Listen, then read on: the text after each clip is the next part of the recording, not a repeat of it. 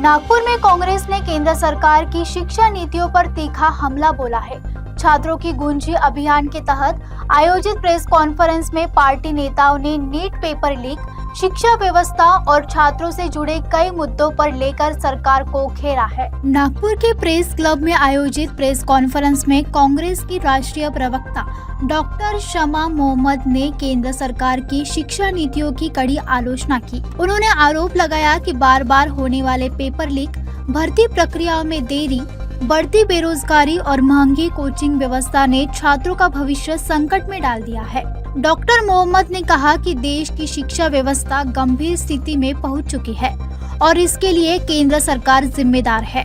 उन्होंने केंद्रीय शिक्षा मंत्री धर्मेंद्र प्रधान से नैतिक जिम्मेदारी लेते हुए इस्तीफा देने की मांग की। कांग्रेस ने छात्रों की गूंज अभियान के जरिए शिक्षा सुधार की मांग भी उठाई। आज सवाल उठते कि उस समय उसको ये जो एनटीए है उसको डिसमेंटल क्यों नहीं किया। उसको डिसमेंटल करके एक नया कमिटी फॉर्म करना था। तो पता होने के बाद भी धर्मेंद्र प्रधान ने कुछ नहीं किया। याद करो, यही मैं सबूत दे रही हूं, 1 2 1 2 3। फिर और जिसके और उसी साल CSIR NET, UGC NET और नीट PG को स्थगित करना पड़ा था, क्योंकि इसके वजह से वो पोस्टपोन किया है उसको।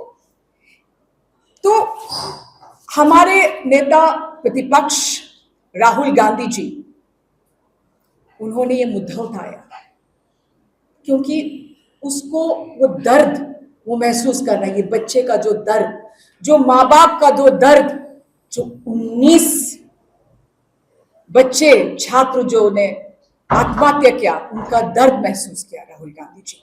इसके वजह से राहुल गांधी जी के नेतृत्व में चल रहे जो छात्रों की गूंज का मकसद इन समस्याओं को लेके आना आपके बीच में, और भाजपा जो मोदी सरकार की निकम्माएं दिखाना।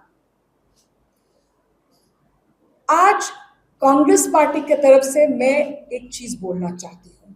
जो 2014 से पहले जब कोई भी आरोप होते थे, रेल मंत्री हो, कोई भी मंत्री के ऊपर आरोप होते थे, वो जिम्मेदार लेते थे, इस्तीफा देते थे। याद कीजिए, आप लोग याद करो, आप लोग पत्रकार है, आपको याद होगा। अभी 2014 के बाद हमने देखा है रोहित वेमुला ने आत्महत्या किया है। स्मृति ईरानी इस्तीफा दिया? नहीं दिया। कितने रेलवे में कितने दुर्घटनाएं हुई हैं। अश्विनी वैष्णव इस्तीफा दिया? नहीं दिया। पठानकोट, उरी, पुलवामा, पहलगाम, कौन जिम्मेदार है? अमित शाह इस्तीफा दिया? नहीं दिया। राजनाथ सिंह इस्तीफा दिया? नहीं दिया। अभी हमने वो एप्स्टीन का भी फाइल सुना है। हरदीप सिंह पुरी इस्तीफा दिया? नहीं दिया। लेकिन मैं याद दिलाओ दूं कि आप एक और बात की, यूके के प्राइम मिनिस्टर स्टैमर ने इस्तीफा दिया। क्यों?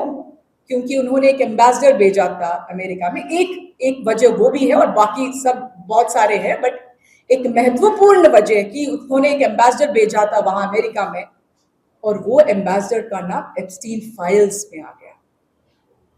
एक लोकतंत्र में जिम्मेदारी लेना महत्वपूर्ण है।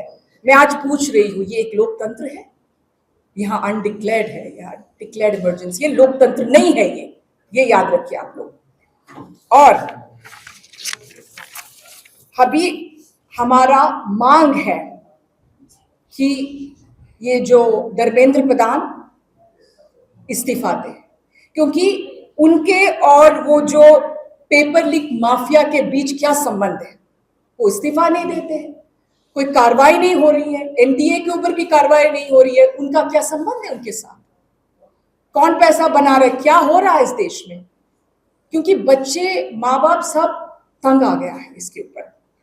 और दूसरी है, पूरी परीक्षा व्यवस्था बदली जाए और ऐसी एक व्यवस्था बने कि अब फिर से पेपर लीक नहीं होगा। कांग्रेस का कहना है कि छात्रों की गूंज अभियान के माध्यम से छात्रों की समस्याओं को राष्ट्रीय स्तर पर उठाया जाएगा और शिक्षा व्यवस्था में सुधार की मांग तेज की जाएगी। अब इस मुद्दे पर केंद्र सरकार का क्या जवाब आता है, इस पर सभी की नजरें बनी हुई है।